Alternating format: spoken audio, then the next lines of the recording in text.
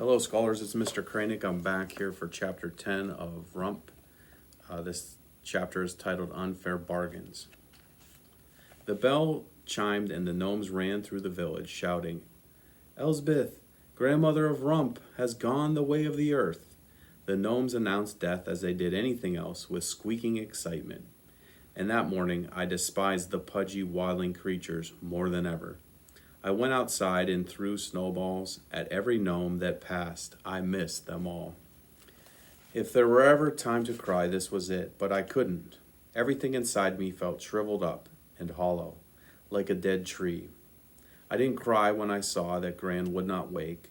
I didn't cry when they came and covered her with her quilt and took her away. I didn't cry when she was lowered into the hard, frozen earth. I didn't cry when Red's mother touched my shoulder and placed in my arms a loaf of still warm bread.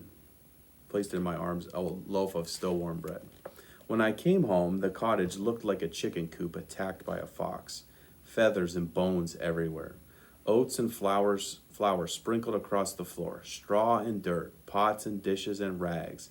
Buckets of melted snow leaked on the ground, creating little muddy rivers. It looked like I felt torn to shreds. Gran's bed was empty, the indents of her small body still pressed in the mattress. That's when I cried.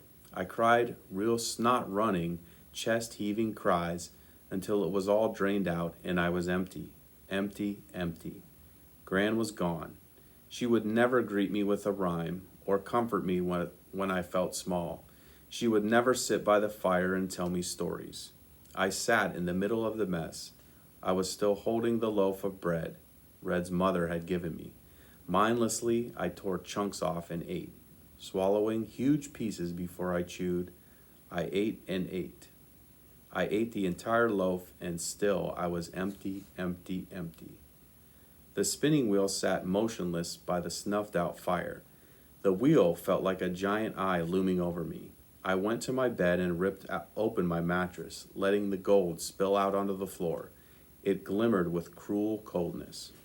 I hated that gold. I wanted nothing to do with it. I gathered every last skein inside my blanket and hauled it to the mill. This time the miller was waiting for me. "Such a sad time for you," he said with false sympathy. "But it seems that good fortune has befallen you in other ways." His eyes narrowed on my heavy bundle. I flung it down at his feet and let the gold spill all over his doorstep. The miller jumped back and then smiled. My, you have been busy." "What will you give me?" I asked. "Here." He handed me a small sack of potatoes, maybe 5 pounds. "Food is always more expensive in the winter, but keep up the hard work. I will give you a fair bargain." I stared at the miller, seething. I wanted to say he was lying, cheating, despicable, heartless villain. I wanted to throw the potatoes in his fat face and take my gold back, but my jaw was clamped shut and my arms were fastened tight around the bag. The miller bent down and scooped up the gold. Then he shut the door in my speechless face. This wasn't magic. It was a curse, and I could feel it wrapping around me fast now, tightening its coils. I thought I wouldn't spin again, but eventually my food ran out. I had killed the last hen, and milk was not giving enough milk to quench thirst, let alone live on. It was pointless to look for the gold in the mines. Even if I found some, I knew the miller would still give me nothing. He wanted my gold. So as time wore on, I was forced to spin more. I gathered bits of straw from the floor and the hen's nest outside, but all that got me was some shriveled turnips and onions. When the last turnip was gone, I tore open Gran's mattress and started spinning the straw inside. I spun Gran's entire straw mattress into gold.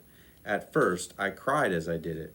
I was betraying Gran and spinning her memory away all at once. But then I stopped crying. I stopped worrying that anything bad would happen, and I stopped hoping that anything good would happen. I think I stopped feeling anything at all. I just spun. For 4 months I spun and traded the gold to the miller. The trade was never fair, but I never argued. Once I traded the skeins of gold for a small sack of flour and some rotten carrots. Soon I found I didn't care how fair the bargains were. Trading the gold became more of a habit than a need. I no longer went to the mines. I never even went outside unless I was going to the mill. But no one seemed to notice or care except Red. She visited me sometimes, though we had said very little. Once in a while, she brought a loaf of bread from her mother. That's the only time I felt anything. It's hard not to feel guilty when starving people bring you food. I thought I would just live that way for the rest of my life, spinning gold and never getting rich, eating food and never getting full, or tall or smart or kind or anything at all. Maybe it would have Maybe it would have stayed that way forever if a certain visitor had not come to the mountain in search of a certain kind of gold. That's the end of chapter 10. Your next reader will be on to chapter 11.